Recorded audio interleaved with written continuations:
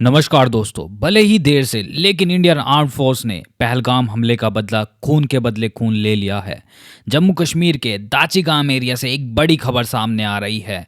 यहाँ ऑपरेशन महादेव नाम से एक high intensity anti terror mission चलाया गया, जिसमें अब तक 3 टेररिस्टों को मार कर गिराया जा चुका है और अभी भी ये ऑपरेशन जारी है। और देखो, ये एंटी टेरर ऑपरेशन जिसमें इंडियन आर्मी, जम्मू कश्मीर की पुलिस और सीआरपीएफ ने मिलकर 3 टेररिस्टों को न्यूट्रलाइज किया है। और सबसे बड़ी बात, मारे गए 3 आतंकियों में से एक आतंकी पहलगाम हमले का मास्टरमाइंड सुलेमानी साहब भी बताया जा रहा है। आज इस वीडियो में हम ब्रेक डाउन करेंगे इस पूरे ऑपरेशन का और किस तरह से आर्मी ने इसकी पूरे ऑपरेशन की प्लानिंग की, किस एरिया में एनकाउंटर हुआ और कौन कौन थे ये 3 आतंकी। मेरा नाम है कुंवर और स्वागत है आपका द बुलेटिन वर्ल्ड पर। Now let's talk about what was the operation Mahadev. देखो, ऑपरेशन महादेव एक well planned anti terror operation था जो इंडियन आर्मी, सीआरपीएफ और जम्मू कश्मीर की पुलिस ने मिलकर एग्जीक्यूट किया। यह ऑपरेशन 28 जुलाई को श्रीनगर के हरवान एरिया में दाचिगाम नेशनल पार्क के आसपास एग्जीक्यूट हुआ। और देखो, इंटेलिजेंस इनपुट के बेसिस पर सिक्योरिटी फोर्सेस को पता चला था कि कुछ फॉरेन टेररिस्ट जो लश्कर ए तैयबा से कनेक्टेड थे वहां हाइड आउट में छुप के बैठे थे। यह ऑपरेशन देखो 14 दिन तक सर्विलांस के बाद लॉन्च हुआ, जब फोर्सेस ने एक स्पेसिफिक सिग्नल इंटरसेप्ट किया, वो भी उसी सेम डिवाइस से जो पहलगाम अटैक के टाइम पर एक्टिव थे। ये ऑपरेशन इतना क्रिटिकल था क्योंकि देखो, टेररिस्ट के पास हैवी वेपन्स थे, जिनमें एक M4 कार्बाइन, 2 AK-47 राइफल्स और 17 ग्रेनेड्स रिकवर हुए। ये दिखाता है कि वो शायद कोई बड़ा अटैक प्लान कर रहे थे इन द फ्यूचर। और सिक्योरिटी फोर्सेस ने इनको मुल्नार एरिया में ट्रैक किया और सुबह 11 बजे के आसपास एनकाउंटर शुरू हुआ, जहां इन तीनों आतंकियों को न्यूट्रलाइज कर मार गिराया। अब देखो, थोड़ा डिटेल में समझ लेते हैं कि ऑपरेशन महादेव को कैसे एग्जीक्यूट किया गया। देखो, ये ऑपरेशन था, इसकी लोकेशन थी लिडवास एरिया में, जो श्रीनगर में आता है। और 11 जुलाई को सिक्योरिटी फोर्सेस एक चाइनीज सैटेलाइट फ़ोन एक्टिव होता है और उसको इंटरसेप्ट करती हैं। और ये वही सैटेलाइट फ़ोन था जो पहलगाम हमले के टाइम भी एक्टिव था। इसके बाद सेना इस फ़ोन पर नज़र रखना शुरू कर देती है और 26 जुलाई को एक बार फिर से इस फ़ोन की कुछ संदिग्ध गतिविधियों को पकड़ी जाती हैं जो दाचिगाम जंगल में थी। और 14 दिन तक सिक्योरिटी फोर्सेस ने दाचिगाम फॉरेस्ट और हरवान एरिया में एक कोऑर्डिनेटेड सर्च चलाए रखा।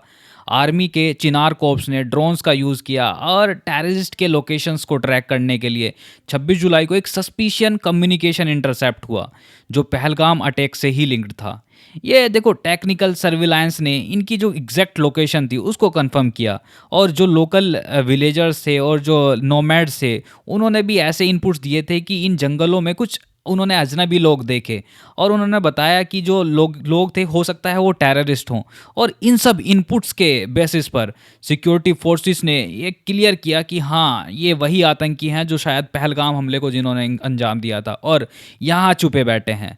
फिर 27 जुलाई की रात को 24 राष्ट्रीय राइफल्स और 4 पैरा स्पेशल फोर्सेस ने मुल्नार एरिया में स्काउट्स भेजे। इन टेंट्स के वो स्काउट्स इतना ज़्यादा करीब पहुँच गए और ये सरप्राइज एलिमेंट था, टेररिस्ट को पता भी नहीं चला कि वो घिरे हुए हैं।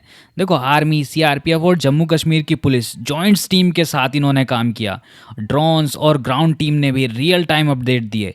ये कोऑर्डिनेशन इतना ज़्यादा परफेक्ट था कि टेररिस्टों के पास कोई चांस ही नहीं था कि वो काउंटर अटैक कर सकें।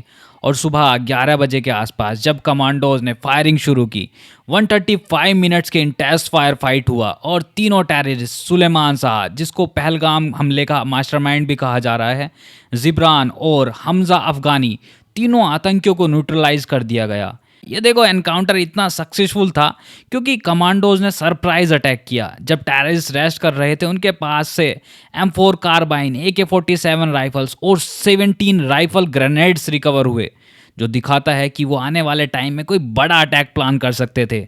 देखो, एनकाउंटर के बाद तकरीबन 12:45 पर टेररिस्ट के बॉडीज़ आइडेंटिफाई किए गए और फोटोग्राफ उनको सर्कुलेट किया गया। इसका जो पूरा जो ऑपरेशन को हैंडल कर रही थी वो चिनार कॉर्प्स थी। उसने कंफर्म किया कि ये तीनों पाकिस्तानी टेररिस्ट थे और लश्कर ए तैयबा से लिंक्ड थे। लेकिन ऑपरेशन अभी ख़त्म नहीं हुआ, सर्च अभी चालू है और रिमेनिंग जो एसोसिएट भी हैं उनको भी पकड़ने की कोशिश कर रही है आर्मी। देखो, ये ऑपरेशन कश्मीर में एक पीस बनाने के लिए एक एज अ होप के तौर पर देखा जा रहा है।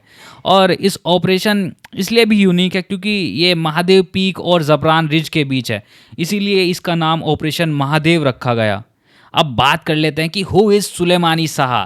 देखो, सुलेमानी शाह जो पहलगाम हमले का मास्टरमाइंड था, उसको हासिम मूसा या मूसा फौजी भी कहा जाता है। ये कोई ऑर्डिनरी टेररिस्ट नहीं है दोस्तों। सुलेमानी शाह एक फॉर्मर पाकिस्तानी आर्मी कमांडो था जो पाकिस्तानी के इलीट स्पेशल सर्विस ग्रुप का हिस्सा था। बाद में वो लश्कर-ए-तैयबा में शामिल हो गया और हाफिज सईद के अंडर काम किया। सुलेमानी को पहलगाम अटैक का मास्टरमाइंड माना जाता है। इस अटैक को द रेजिस्टेंस फोर्स ने क्लेम किया था, जो एलईटी का ही एक ऑफ शूट है। और सुलेमानी ना सिर्फ पहलगाम अटैक का प्लानर था, बल्कि 2024 में सोनमार्ग टनल अटैक में भी उसका इन्वॉल्वमेंट का कुछ पता चलता है, जिसमें 7 लोग मारे गए थे। और जम्मू कश्मीर पुलिस ने आज के टाइम पर सुलेमानी शाह पर 20 लाख रुपए का इनाम रखा हुआ था। दोस्तों, सुलेमानी शाह और उसके साथियों के ख़त्म होने से शायद कुछ फैमिलीज़ को थोड़ी सी शांति मिलेगी, जिन्होंने अपने लव्ड वंस को खोया था पहलगाम अटैक के दौरान। पर यह भी याद रखना ज़रूरी है कि इन टेररिज्म के खिलाफ ये जंग अभी ख़त्म नहीं हुई। अब देख लेते हैं कि ये सैटेलाइट फ़ोन्स क्या होते हैं। देखो, इनको सैटेलाइट फ़ोन या सेट फ़ोन भी कहा जाता है। ये एक ऐसा कम्युनिकेशन डिवाइस होता है जो ट्रेडिशनल मोबाइल नेटवर्क के बजाय सैटेलाइट सिग्नल के थ्रू यूज़ किया जाता है। ये फ़ोन तब काम आता है जब आप किसी रिमोट एरिया में हो, जैसे हाई डेंस जंगल में, माउंटेन्स में या ओशन पे, जहाँ नॉर्मल मोबाइल टावर्स नहीं होते। और ये फ़ोन्स स्काई से, यानी जो आकाश में ऑर्बिटल सैटेलाइट्स होती हैं, उनसे कनेक्ट होते हैं, जो सिग्नल्स को ग्राउंड पे ट्रांसमिट करते हैं।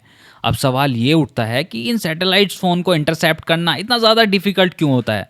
देखो, इसके पीछे कुछ रीजंस हैं। जैसे ये सैटेलाइट जो फ़ोन्स होते हैं, ये हाई फ्रीक्वेंसी बैंड्स पर काम करते हैं। दूसरा, जो इनका सिग्नल बीम होता है वो काफ़ी ज़्यादा फोकस्ड होता है, यानी सिर्फ सैटेलाइट्स और फ़ोन के बीच ही पूरा वो सिग्नल कम्युनिकेट करता है, इसलिए साइड से सिग्नल कैच करना काफ़ी ज़्यादा डिफ़िकल्ट होता है। और जो इनका कम्युनिकेशन होता है वो एंड टू एंड एनक्रिप्टेड होता है, उसको डिक्रिप्ट करना काफ़ी ज़्यादा डिफ़िकल्ट बन जाता है। और देखो, 2008 में मुंबई अटैक के टाइम भी टेररिस्ट ने इन्हीं सैटेलाइट्स फ़ोन का यूज़ किया था एक दूसरे के साथ कम्युनिकेट करने के लिए। उसके बाद इंडियन गवर्नमेंट ने इन अनऑथोराइज्ड सैटेलाइट्स फ़ोन को इलीगल डिक्लेयर कर दिया था। अब देखो, इंडिया में ये सैटेलाइट जो फ़ोन है सिर्फ आर्मी, नेवी, डिज़ास्टर्स फोर्स या इंटेलिजेंस एजेंसी के पास ही रखना अलाउ है। बाकी जो कोई रखेगा तो उसको जेल हो सकती है। तो आप क्या सोचते हैं इस ऑपरेशन के बारे में? आपके क्या थॉट्स हैं? कमेंट सेक्शन में बताइए। अगर वीडियो पसंद आई हो तो लाइक, शेयर एंड सब्सक्राइब कर लीजिए। मिलते हैं आपसे नेक्स्ट वीडियो में। तब तक के लिए स्टे सेफ, स्टे क्यूरियस। जय हिंद।